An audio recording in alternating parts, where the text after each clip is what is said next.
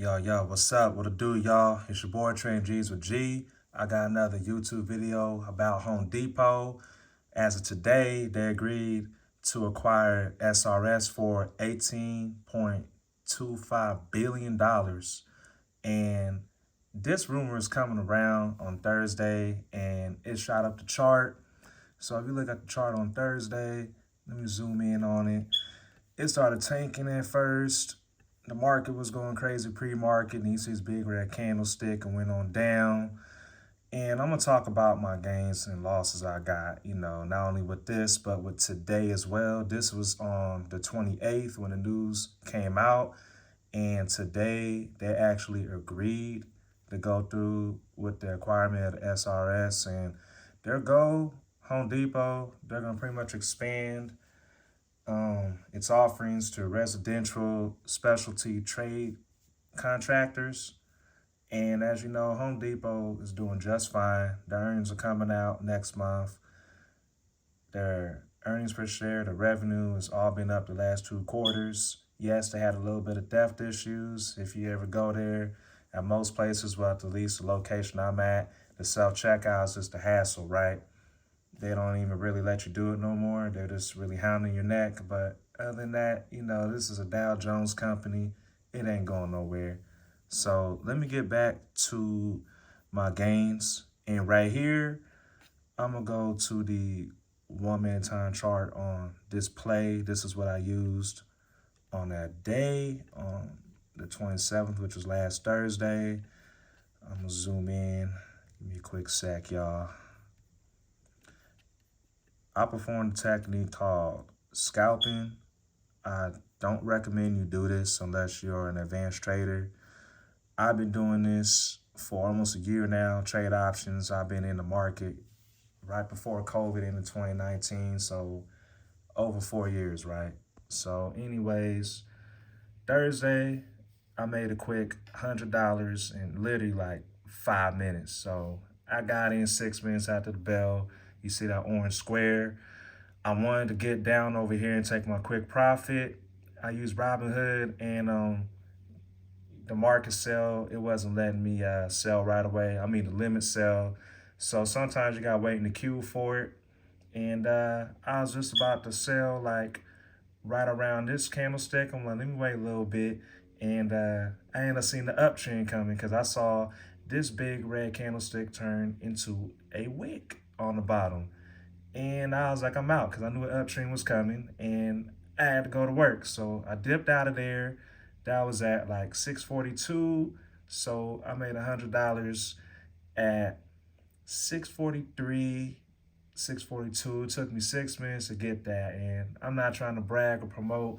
Scalping is a technique that I started using recently because I have work in the morning throughout the week on certain days, and I don't really have enough time to sit around and wait all day to get a trade in. And I believe in using stop losses. I set mines over here. My risk ratio was 2 to 1, and it worked out for me fortunately. But unfortunately, as you can see, it went up, so I would have lost all my money. But if I would have hung around a little longer for that day, I would have had some more gains. But that's not even the worst part. So this was a put option. As you can see, my strike price was right over there at 385, and I had gotten at 384, and it went down to like 382, high 381. So let me go on to what happened today. And I tell you, I had some of the worst luck with these options sometimes. So here it was this morning. Happy April Fool, everybody. Joke's on me. Let me zoom in on this. Like I said,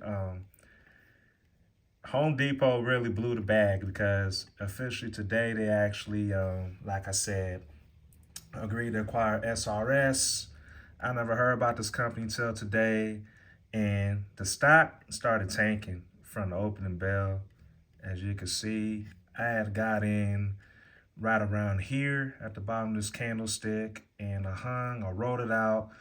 Asked where to go this morning. It's tax season. I had to file my taxes, and unfortunately, I did not put a stop loss, so I got in here, I hung around, Ended up selling down there, which was a good gain.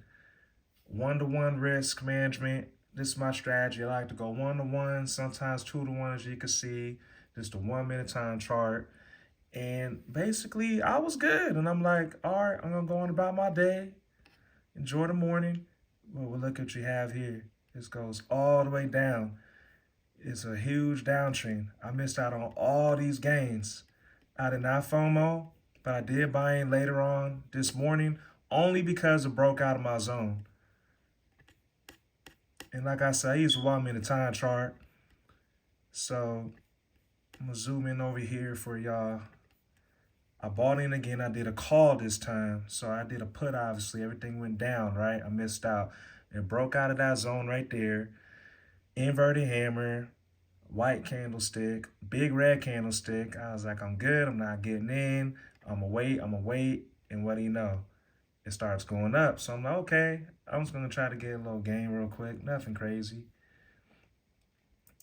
I get in right there and immediately starts tanking. I see one red candlestick, bearish, and I see a big one. And I didn't hang around too long. I decided to get on out right around here. So the point of this video is do not FOMO with a put or a call option. I did not FOMO. If this never would have broke out of my zone, I never would have even took this call. But regardless, I had some good gains last Thursday as well as this morning. Made a couple $100. If I would have held, if I would have held from Thursday alone, I'd be up at least probably $1,500.